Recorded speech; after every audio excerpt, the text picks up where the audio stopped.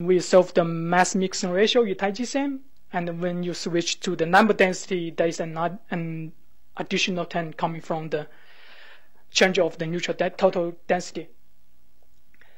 So I'm plotting out the tendency of the nitric oxide density at the equator and near Nokonon. So the black line is the total tendency of nitric oxide density, and the red is the chemical production, and the blue is the molecular diffusion. Then we also have the horizontal and the vertical transports. Eddy diffusion turns out to be very small. So the point is that from photochemical studies, that confirm that the NO peak is mainly coming from the NO production due to the solar X-ray. And we do see that in our model. There is a peak here coming from the chemical production, and also molecular diffusion is transporting the NO produced here to the NO peak altitudes. But the sensing difference is that, and the sensing hasn't been discussed in details, is the vertical transport by the light blue line. So we do see a huge vertical transport here, and which turns out to decreasing the NO density near Nokonon. So the question is how the vertical transports come from, and how the vertical transports affect the nitric oxide density at around the NO density peak. So you may still remember the vertical transport is described as the vertical wind times the density gradient. So vertical wind is not expected to be too large at this altitude. It is usually 1 or 2 meters per second. And so the vertical transport must come from the density gradients in nitric oxide. Now you're saying the eddy is small? Yeah. But that must be by choice also, because you have some assumption. Yeah. Yeah. So it also depends on the altitude. When it goes down to 19 degrees or lower, the eddy diffusion may come out to be significant. Yeah. So related to that question, I thought you said earlier there is a TiGCM plot. Mm-hmm. If you look at eddy diffusion in that plot,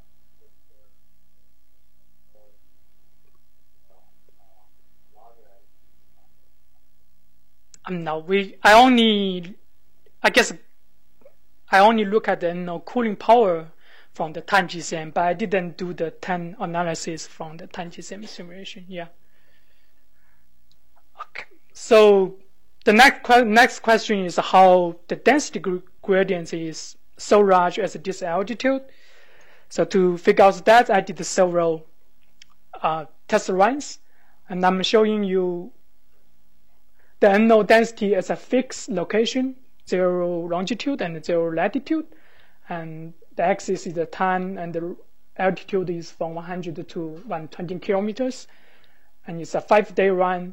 You see the NO density has daily variations, which I will come back later, and these black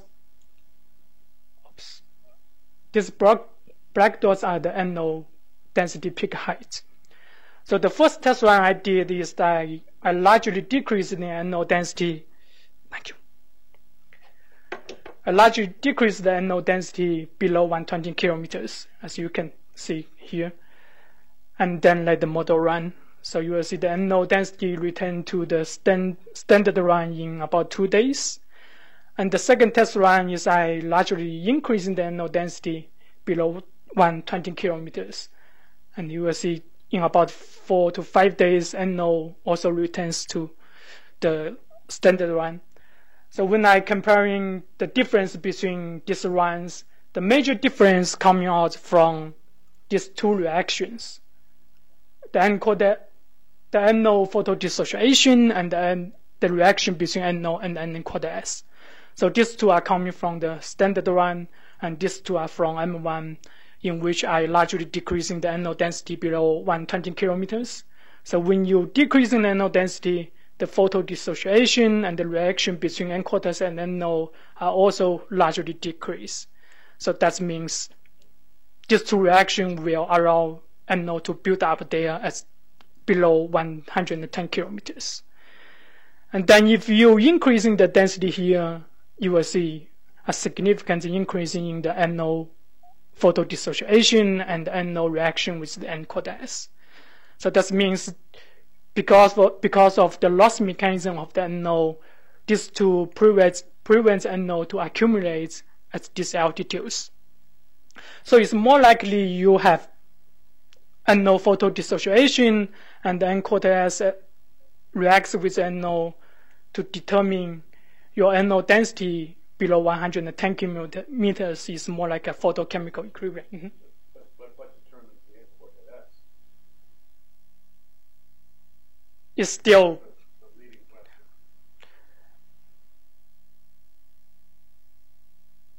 N-CoDeS is coming from ionization dissociation of N2, but it still determines by the NO density. There's another key source.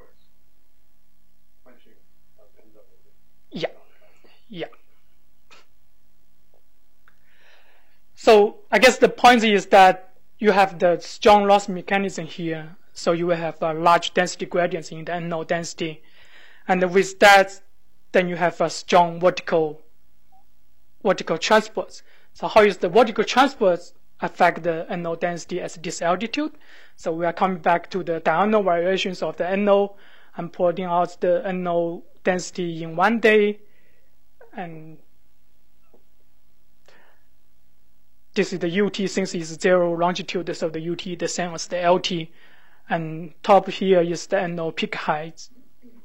So you see the NO peak height actually is moving up and down throughout the day. Also the density is also changing throughout the day. And when I break down the tendency of the NO density change, the tendency of NO density, you will see below 110 kilometers, this plots the vertical transport. The NO density change is mainly subject to the vertical transport. And above 110 kilometers is mainly controlled by the chemical reactions shown by here. And the molecular diffusion is also transporting the NO from a higher altitude to down below to 110 kilometers. And you see the vertical transport is changing sign here, but actually the density gradient is always positive below the NO density peak. So the sign change must come from the change in the vertical wind direction, which is presumably coming from the tidal forcing. So because of these factors, we have different diurnal variations of NO at different altitudes. So at 102 kilometers, you see the NO density is increasing, then decreasing due to the vertical transport. But at 115 and altitude and above, the NO density is mainly subject to the chemical process. When the sun comes up, you have the NO increasing. When the sun goes down, you have the decrease. And somewhere between these two altitudes, you may have the two factors both are affecting the NO density. So this is only TiGSM simulations, and actually we don't have observations or measurements to confirm what we are seeing here.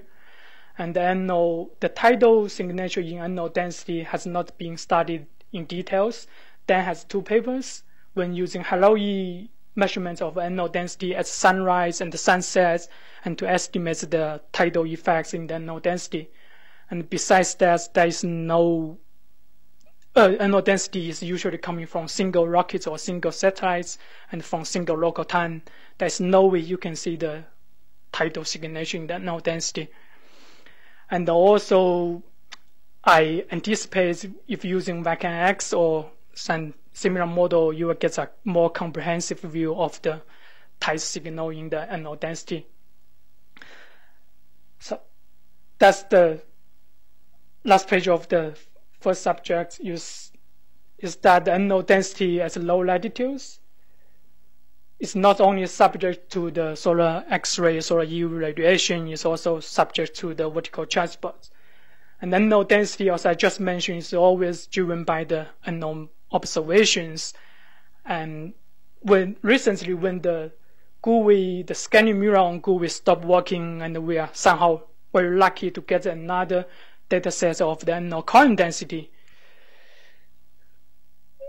So I guess you are familiar with the GUI. The O2N2 ratio from GUI has been widely used in our community to study the composition change of the thermosphere.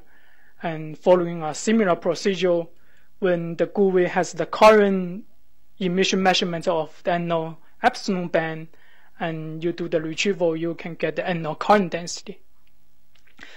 So I will show you several comparisons. This is for the April the 5th, 2010 storm. So this is 1 day before the storm quiet time. O2N2 ratio, NO current density, and the NO cooling. And the left is from Sabre or GUI, and the right is the TiGCM simulations. So yeah, so largely the TiGCM simulation agrees with the GUI measurement, and structure is fine, but we all usually have some magnitude is usually off, no matter the O2N2 ratio or the NO current density or the NO cooling rate. And by the way, this one is coming from the contamination of the SSA region. And when it comes to the storm time, we see the O2N2 depletion moving equatorward. We may see the sensing in the TiGCM, and then the current density and then the cooling rates or the cooling power begins to increase.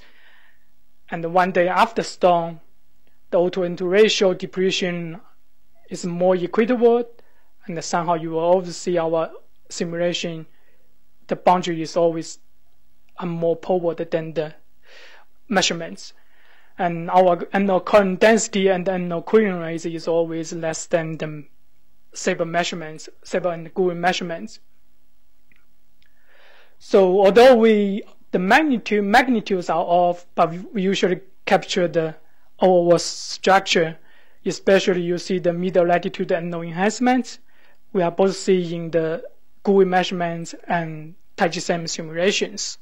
So that may help us to understand what's caused the NO enhancements at middle latitudes. And before I move forward, I will show you how the NO is in response to the storm at high latitudes. So this is this is a time and altitude plot of the NO density at this location. So it's at high latitudes. So, and the dashed line here, the dot line here marks the start of the storm. So you will see the NO density as this location immediately responds to the storm forcing, since it's located at the night side. And if I plot the tendency of the nitric oxide density, the bottom is the total, and then this is molecular diffusion, chemical, horizontal transport, vertical transport, eddy diffusion, and due to the density change. You will clearly see the density change are coming from the enhanced chemical production at this altitude. And also we see the horizontal is transporting the produced NO outward. And the NO enhancement at high latitude is very classic. It's coming from the enhanced chemical production, and it's mainly coming from this reaction. NW reacts with O2, give you a lot of more NO during storm times. And that's high latitudes. And when it comes to middle latitudes, the middle latitude NO enhancement has been observed by Lockheed mission or Saturn mission for many times, but the mechanism is still an open question. So the basic argument is that whether NO at the middle latitude is locally produced or whether it's transported from high latitudes. So there some studies suggest that the wind may be able to transport the aurora NO down to the middle latitude, even to the low latitudes. But the photo or 1D models, they argue that the NO is mostly coming from the local production. Maybe you still remember I said N-quote S with NO, that reaction is highly temperature dependent. So their mechanism is that when there is oral particle precipitation, you have a lot of NWD and N-quarter-S produced at the night side. And when you rotate to the day side, then you have increasing temperature due to the sunlight. And the reaction between N-quarter-S and then O2 will give you a lot of NO. That's the local production mechanism.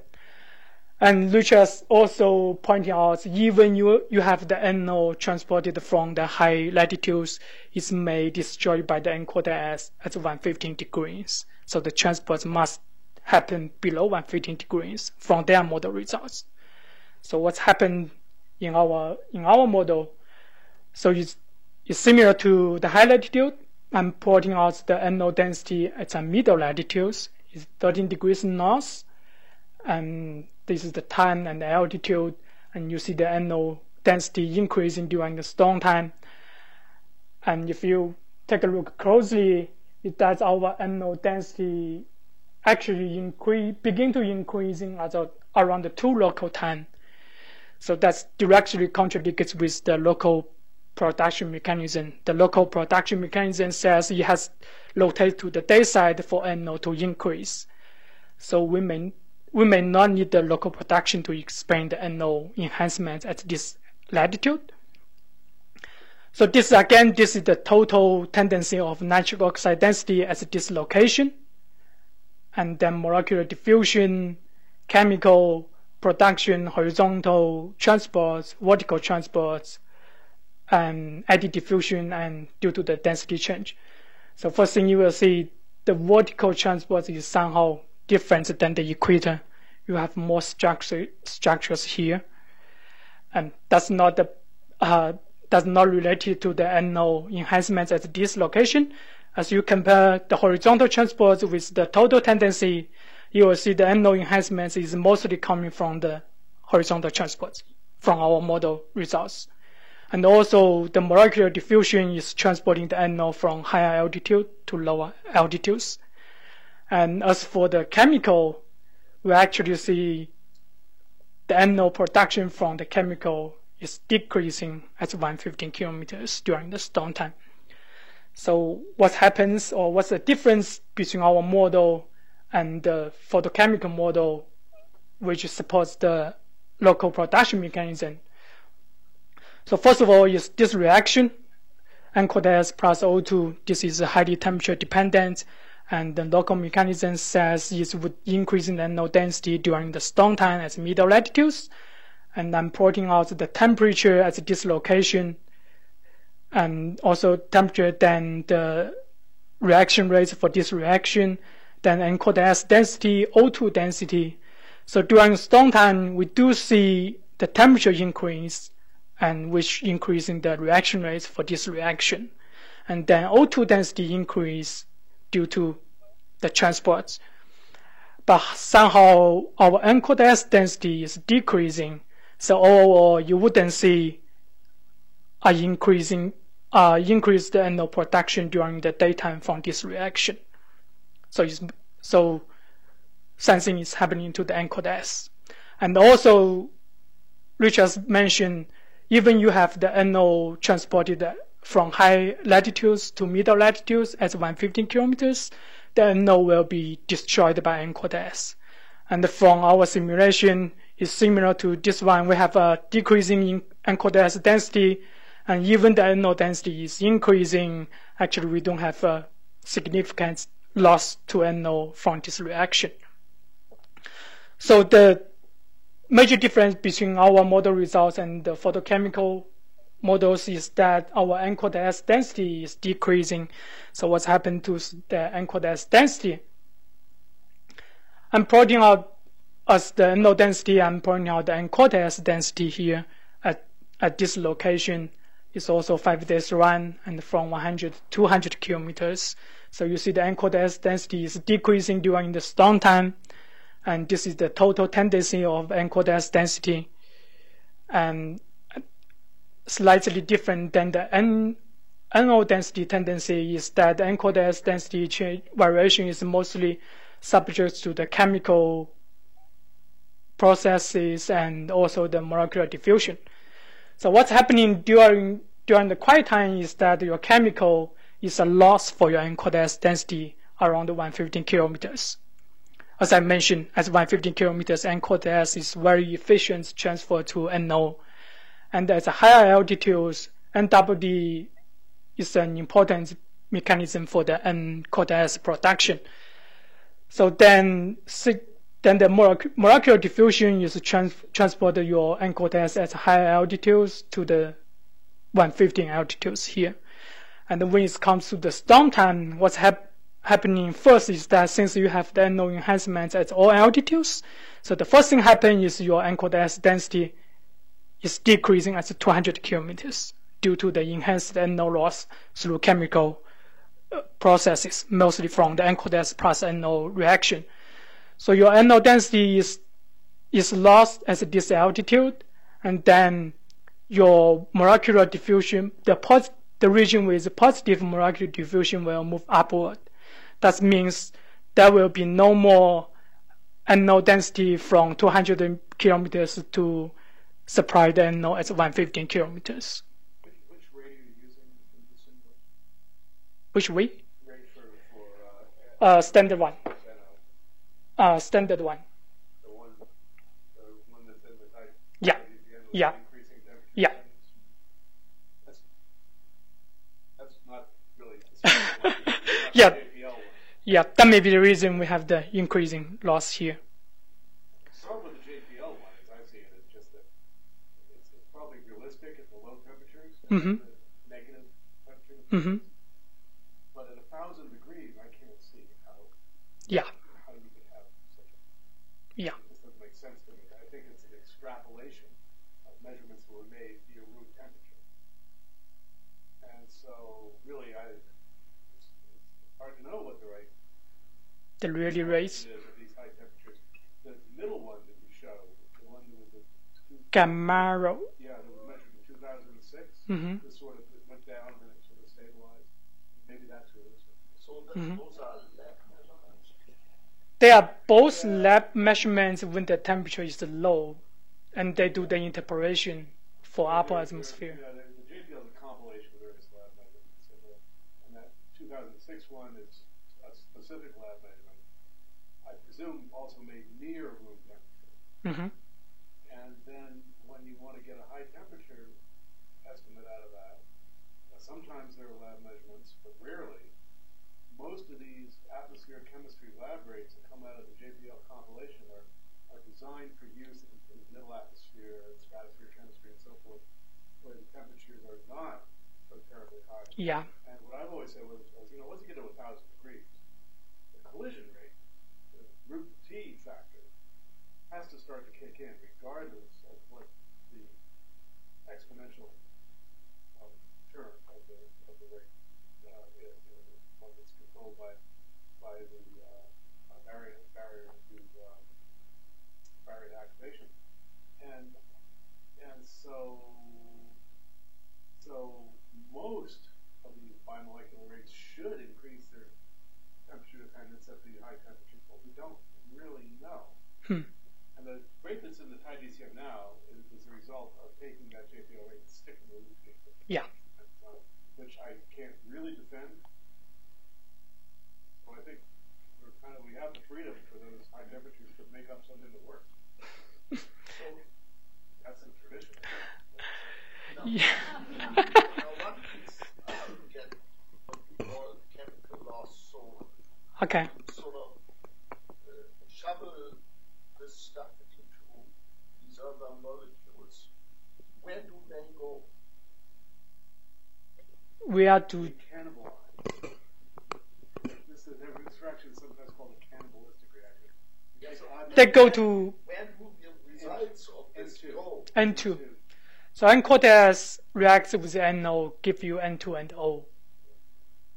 And so, despite this business about what the right rate is, what's clearly happening is the NO is eating up the N, Yeah.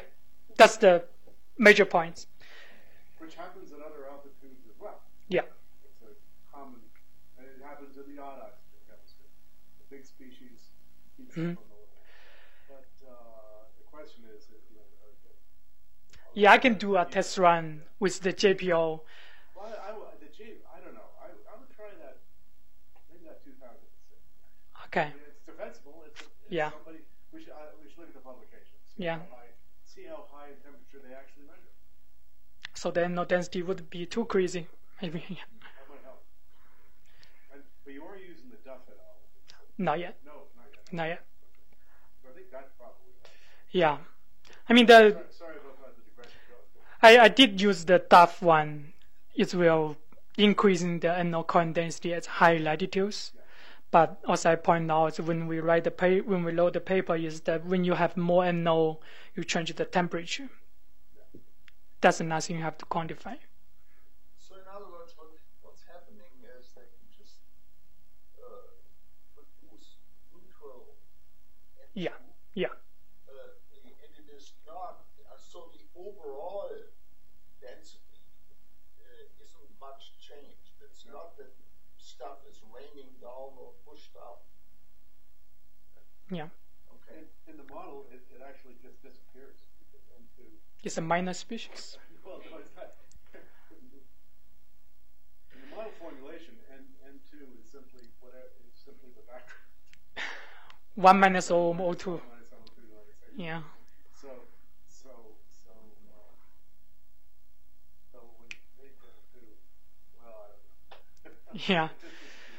So These are such tiny percentages of the atmospheric density that they don't perturb the Oh, I see. yeah. These are part part 1,000, part million. So NO, the maximum density NO is 10 to the 8 at around 110 kilometers. And that's altitude. O2 and N2 density is 10 to the 12. So it's 0.01%. Okay. Yeah. Good. That gives a perspective. Yeah. Okay. So let's get back is that the local production mechanism says we need NCOTS plus O2 to produce the middle latitude NO enhancement. And from our simulation, that is NCOTS at 115 kilometers is decreasing. So then our point is that you have to include the NCOTS dynamics when you consider the NO enhancements. So I know the color contour is very confusing, so it's more clear from this line plots. So at 200 kilometers, this is the total tendency of NCOTS density. And during quiet time, is that I just mentioned at 200 kilometers, the NWD is very efficient transfer to NCOTS. So the chemical is a production mechanism for NCOTS. And the molecular diffusion is diffuse the NCOTS from this altitude to 115 kilometers to supply the NO at lower altitudes. And when it comes to storm time, since you have NO enhancement at almost every altitude, so the chemical production actually largely decrease since your NCOTS has to react with NO. So your chemical production is decreasing. For that reason, you don't have too many NO to supply the NO at 115 kilometers. So let's see here, you have some molecular diffusion during quiet time from 200 kilometers. But when it comes to the storm time, the molecular diffusion largely decrease.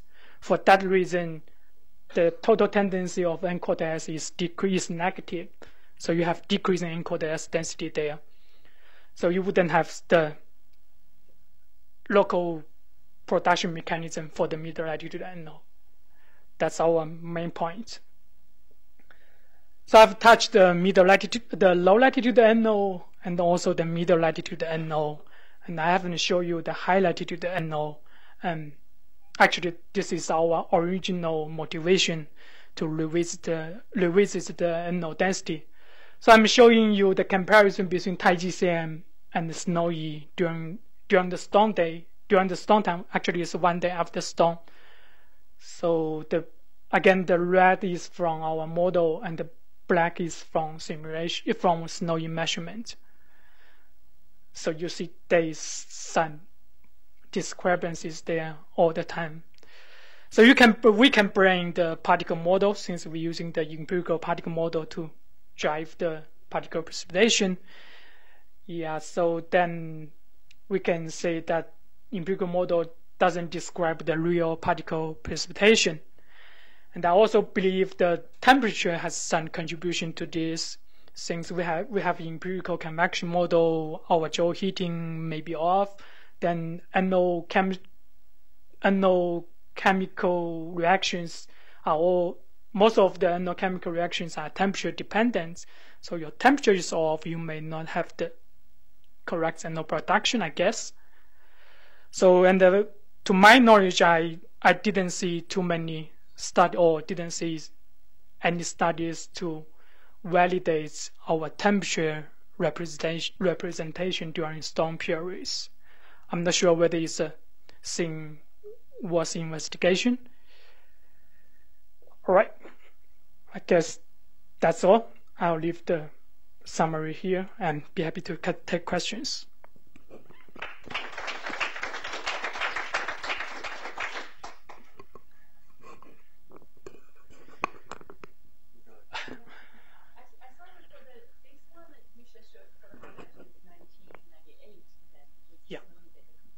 Yeah. Mm-hmm. Yeah. Yeah. You're still back to that question. If you're using DAF, you have more NO, you have less temperature. So is that correct? Or if you change the temperature, you change everything. So yeah. Really comprehensive look at this problem. Good job. I think we still got this from the big picture, trying to get the Model 2 perspective, still are against the same old problems, which are not enough nitric oxide in the auroral region. Mm-hmm. Mm-hmm. And we've already dialed up the precipitation more than anybody else believes. But there's ample evidence that it's reasonable, but it's hard to justify dialing it up even more.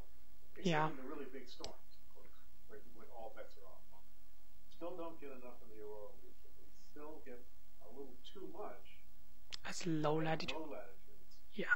And the cooling rates are still a little low. Right? It's low at the high latitudes, but high at the low latitudes. Yeah. Compared to Sabre?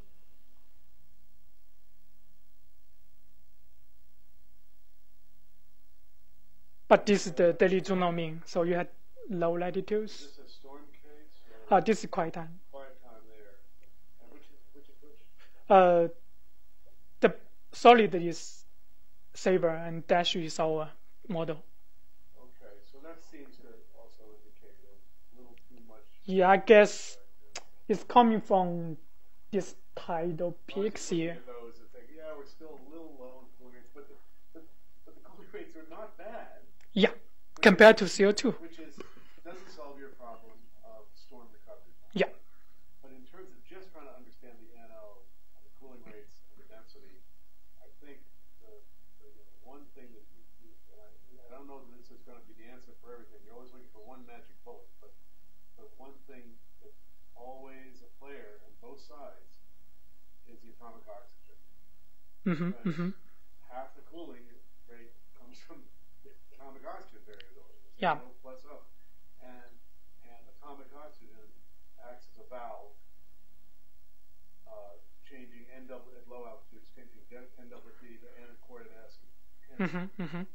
More atomic oxygen usually means less NO. Yeah.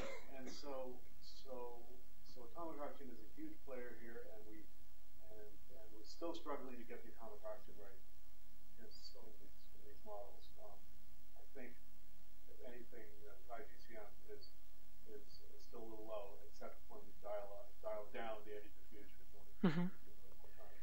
So that's just the general thought. So how about the temperature? Well, in the auroral zone, as you point out, it's hard to know if you're getting the Joule heating and the temperature exactly right for any given storm, and with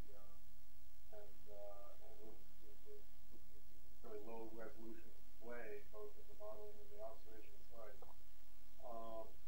But with regard to the global picture and the low latitude problem, it seems Yeah. fix anything with some big heretofore unknown change in the temperature. Mm-hmm. So I was about to ask somewhat provocative question. Why is this important at all? And from your musings, I gather that the real Yeah. problem Sure. is that this overall relaxation of these layers after the storm is taking way too long. Yes. So that's the problem. And you have now tried to pin down whether NO, tiny amount of NO, could be sort of the culprit here. And am I right to conclude that it is not? It must be something else. Yeah, it could be. Yeah, NO is tiny, it's like 0.01%, but if you look at the cooling, it's not tiny. Well, there is some cooling done, but still, I mean, you're still not there, right? These are the two main ways to get heat out of the thermostat. But how about if this eddy diffusion is very different from your model assumptions? Doesn't shed heat. We did test the eddy diffusion. We ran the storm with different eddy diffusions and see how the neutral density recovers with different eddy diffusions. It turns out, I remember it's not a major factor. Okay. Yeah. And it's always possible that there's some missing pieces here in terms of the basic thermodynamics. And of course, atomic oxygen also radiates. Yeah, but very small, yeah. And the conduction heat conduction is certainly not perfect.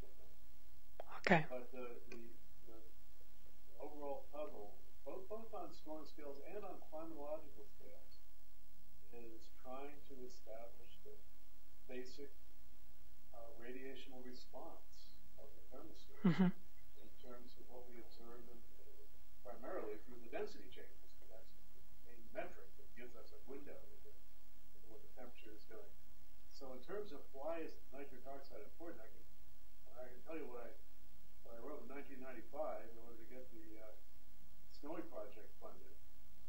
Said, well, nitric oxide, although a minor species, is critical for thermospheric cooling, E-region ion chemistry, and possibly transport into the middle atmosphere. And to our vast surprise, it turned out all of those things are actually true. Yeah. Really all of those things. And thankfully, we do have some measurements. Although Snowy was not the very first global measurements. It was just the first measurements. Limb scan, yeah. SME measures. Yeah.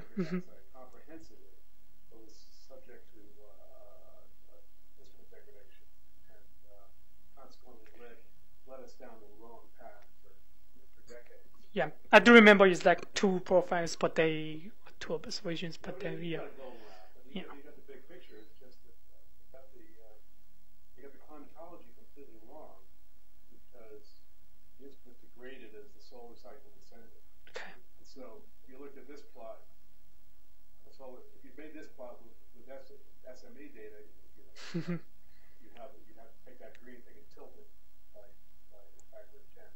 Okay. That's got everybody confused. And since then, we've got to straighten out because from SOFI, space station measurements, HALO, Snowy, some other measurements, again, Yeah, and right now there's everything's at least on the same page. yeah, there's lots of European satellites that measuring the NO there in recent years. Yeah, like SOFI. And SOFI is that's on AIM. Yeah. Go ahead, please. So if we go back to the chunk, whatever plots, that one. So look at the third plot, and the solid line is measurement, Yeah. right? And the dashed line is simulation. Mm-hmm. So you're saying that it's cooling too slow, But is it possible that because your thermostat never gets heated up to 140? Yeah. So, and everything's temperature related. So if your thermosphere simulation in the storm main phase can go up that high, would that matter? Would that change the slope? Sure, I agree with you. That's the reason I bring up the temperature problem. I believe the temperature has something to do with there. Not only the recovery, also the cooling power, also the production. So Yeah. I would suggest you should try seeing. Get that solid line go up, really up like that. Okay. But we never look at the So you go up quickly there. Did they You hit it harder with some did they return quickly? dual heating. You can get a bigger peak. That may help For this one, it's more complicated. For Champ and the Goji at the lower altitude, it's relatively the peak is more or less aligned. But only the Grace, which at 450 kilometers, and it's off quite a bit. So Yeah. it is not just temperature alone is the factor. Is close to the puncture, the upper puncture. Yeah, the Grace point is that measurement looks odd when you second think about it. well, I'm just guessing that because your main phase is not. Anyway, Siemens is better. I don't know whether signature is better, but I know empirical, stuff Yeah, is sure. very different. Sure. Yeah. It makes a good point because if you don't get the peak, then how do you get the decline? When you look at that plot, the thing that jumps out is that Grace. But if you look at the Champ, it's closer. And the Goji. That's what Don is pointing out. And the part of it that he's really focusing on for this problem is not the peak itself, but it's that 2 days later From here. when the data go pretty quickly back to normal, and the model has this fairly extensive. Well, why come we're not shedding the heat from this storm? A lot of time has gone by. Actually, you said something earlier. You said you were showing the MSIS result. The MSIS shouldn't have any time. Yeah, it's late dance for the Halloween storm. Yeah. We did something with MSIS. Yeah. Well, let's not worry about that. Yeah. That's not going to work. Honey fish. Honey. Oh yeah, so I saw in the earlier plot you showed that CO2 in the motor running and in storm. Is that well modeled? Yes. Is that well modeled? That part is well modeled? Yeah, that's another problem. So if you compare TiGCM or TimeGCM CO2 cooling to Sabre, it's kind of way off. So yeah. So NO cooling, we have discrepancies compared to Sabre, but it looks good. It's on the same order. But when you compare CO2, maybe TiGCM will be somewhere here. Which again points to the atomic oxygen, in my opinion. Yeah, maybe. He's talking about those spikes, the CO2, the auroral spike. Well, remember, this is a linear scale. So the spike in CO2 is just 20%. And the spike in NO is 100, never 100%. I shouldn't say that. It's a factor of 5 in NO, and it's only a factor of 1.2 in the CO2. And also, the same thing with the solar cycle change. The CO2 is modest solar cycle change, and the NO is huge. So the way to display that is on a logarithmic scale. Okay, so some more detail is that you see the NO cooling. This is the formula. The NO cooling has large response during storm time. One reason is you have NO production, huge NO production during storm time. Another reason is that your NO cooling is much sensitive to temperature compared to CO2 cooling. CO2 cooling can be rising in the similar formula, but the temperature dependency is less compared to NO. Yeah, so and CO2 cooling does have some contribution, but yeah, we don't know the baseline. Where is the baseline for model? No, I know nothing about the instrumentation that was used safer to actually make these observations. So I assume that the actual sort of spectral signal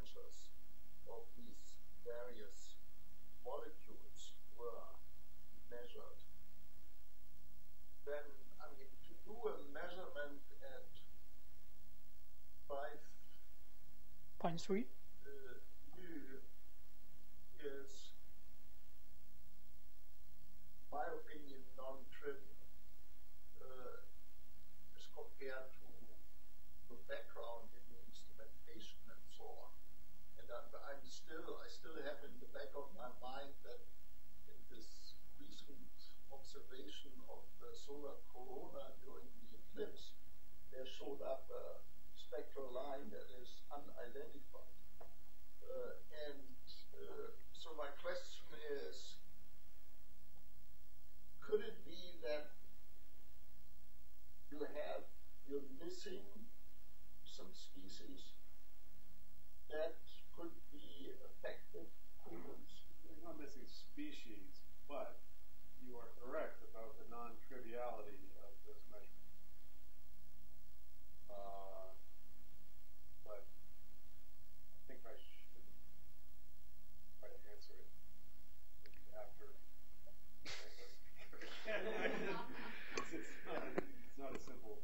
There's several dimensions to it.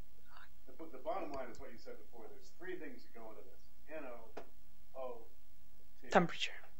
And a 4th thing, which is how much of the band did you actually measure? Yeah, your bandwidth and also from the modeling, this is the NO cooling, and there is another mechanisms proposed that NO cooling may come from some other source. Yeah, Non-thermal. nascent cooling. Yeah. 5 problems. So anyway, nice talk and nice work. Thank you. Thank you. I